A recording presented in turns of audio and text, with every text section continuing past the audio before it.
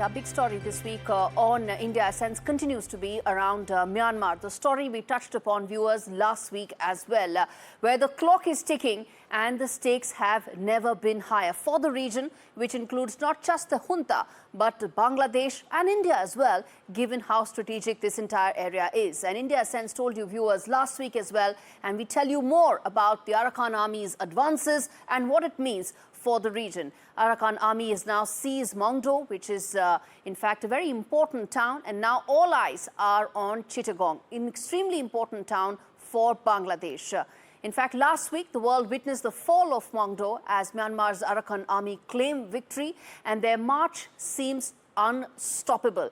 In fact, they are now reportedly eyeing Chittagong, which is Bangladesh's key coastal city, forcing the Yunus government to reportedly shut down all boat traffic along the Naf River, a move that signals how serious this entire situation has actually become, and few regions actually are as economically important as the Naf River, and we'll tell you why. Fact number one, it serves as a vital waterway for Bangladesh's trade and in fact connects the entire Bay of Bengal. And that's what you can see right there. The Naf River is the key waterway that's most important, viewers, and that's why we are pointing that out for you to understand the significance of what's happening in that region. In fact, the Naf River is also a major entry point for imported goods, fueling Bangladesh's economy. So if here on the Naf River, if Arakan army has a post, it has larger both economic and social, political and other important ramifications for Bangladesh. And the third important aspect is that the river plays a crucial role in the local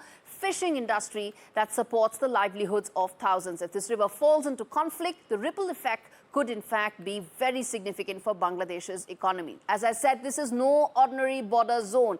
It is a gateway to the strategic St. Martin Island as well, a region that Bangladesh cannot afford to lose. And the Arakan army's expansion could spell trouble, not just for the local security, but for Bangladesh's larger goals as well. And now, let's focus on why we are talking about this on India Sense, why this region is so important for us viewers, because this impacts India on multiple fronts. Myanmar is India's bridge to Southeast Asia and for greater connectivity for its entire northeast regions.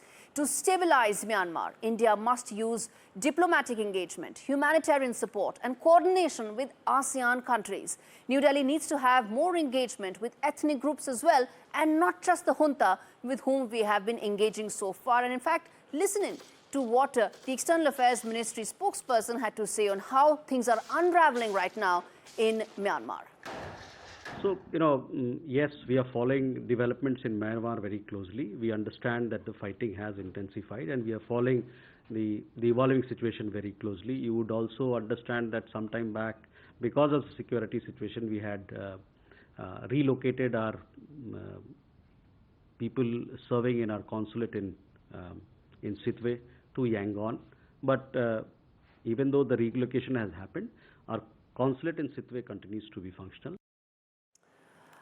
Ideally, India, Bangladesh and Myanmar can work together to create strong economic and strategic partnerships and relationships.